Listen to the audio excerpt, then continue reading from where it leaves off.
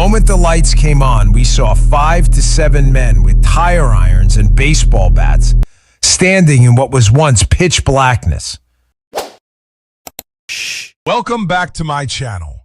Today we will go through the Reddit archives, and you will see the most terrible, When was the time that a strange, gut and instinct frightening probably stories. saved your life? Sit I back and volunteered listen as an carefully, EMT in a small because village as soon just as we outside start, NYC, there will be no as a senior turning in high back. school in my first few years of college.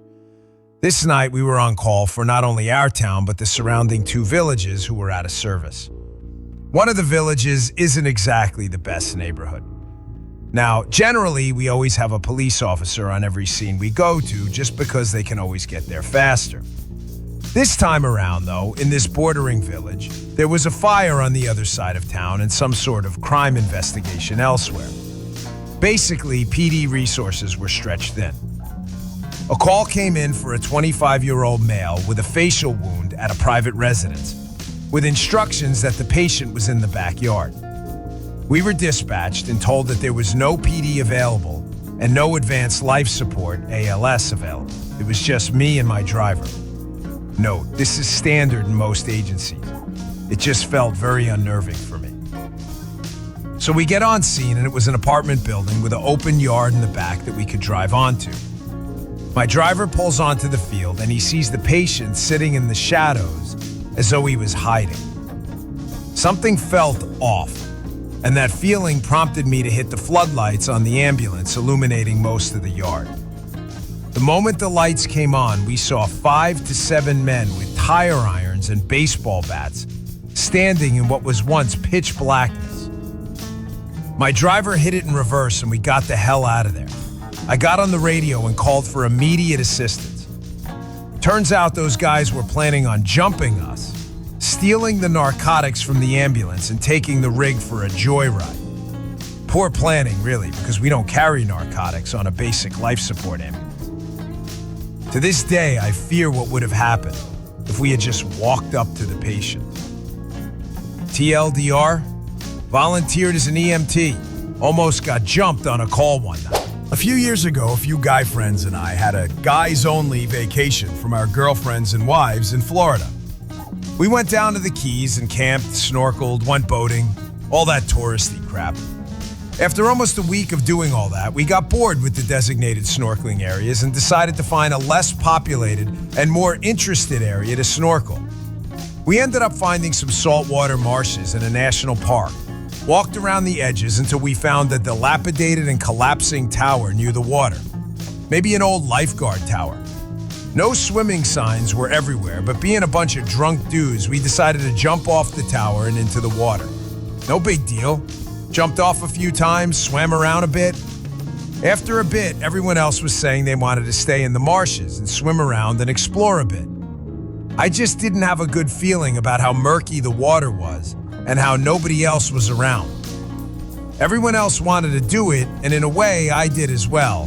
But regardless, just had a gut feeling. Eventually, after some arguing, I told them they could go ahead, but I was going back to the bar street to party. For whatever reason, they decided that was a better idea, and we all left.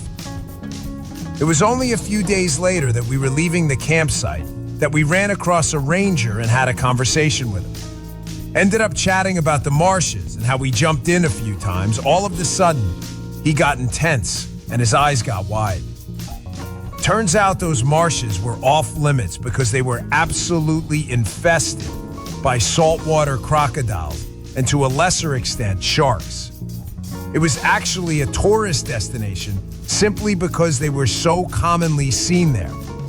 If we swam there and left shore, I don't know what would have happened. That water was so murky that you could scarcely see a foot in front of your face, and there were 11 of us. I don't know that any of us would have been seriously hurt or killed, but I wonder what would have happened. That also marks one of the few times that I didn't follow through with a sketchy plan, so I'm proud of it. Freshman year of college, I was supposed to meet with a professor after class one morning to talk about switching my major to his field, materials engineering. Early in the morning of the meeting, I emailed the professor to cancel, Mostly because I didn't think I would actually like engineering and was just doing it because it seemed prestigious. I went to Virginia Tech. I would have been in Norris Hall during the shooting if I'd kept that appointment. That's insane. My dad's coworker had a nephew who had just started a job in one of the Twin Towers. They used to make him go out and get coffee every morning, and he used to complain about it all the time. On 9/11, he walked out of the building 5 minutes before the first plane hit. None of his coworkers made it out alive. Not really a gut instinct, but similar story. About 9 years ago, my engine died on the Florida Turnpike on my way to a family event. I was waiting for AAA when an older man with more nostrils than teeth pulls up in a dumpy, unmarked pickup truck offering to help. I got that funny, I'm in danger feeling, so I kept the windows up and the doors locked and told him AAA was on their way. He told me through the window that AAA wasn't coming and he was sent instead. He told me to pop the hood, which I did as I redialed AAA to confirm. I was still going through prompts on the phone when he came back to my window and told me there was blue stuff all over the engine. He told me to come out and take a look. I said that I appreciated his help, but I'm on the phone with AAA and they're sending someone else out, and to take care and have a good day. All the while, my hands are trembling and I'm as close to pants shitting as I have ever been. He lingered a while before driving off. When I was finally connected to someone at AAA, they told me, as I suspected, my tow truck had not been canceled and they'd be there soon. When AAA got to me, two things happened. One, the driver said, "Oh, you're hot," when I stepped out of my car, leading me to think I might be in danger again. Two, I looked at the engine and there was nothing blue anywhere. To this day, I still remember peering at that scary old man's gums through my window and thinking I didn't want his mouth to be the last thing I ever saw. This is fucking terrifying. But when I read it first and he had more nostrils than teeth, instead of being normal and thinking he was gummy and had less than 2 teeth, I thought he had a seriously fucked up, deformed nose with more than 2 nostrils. I'm not bright. I had my laptop stolen about a year ago. I used the Find My Laptop function and traced it to a hotel nearby. I was on my way over there to try and break in and get it back when I bumped into a policeman walking nearby the hotel. I stopped and asked him to come with me and explain the situation.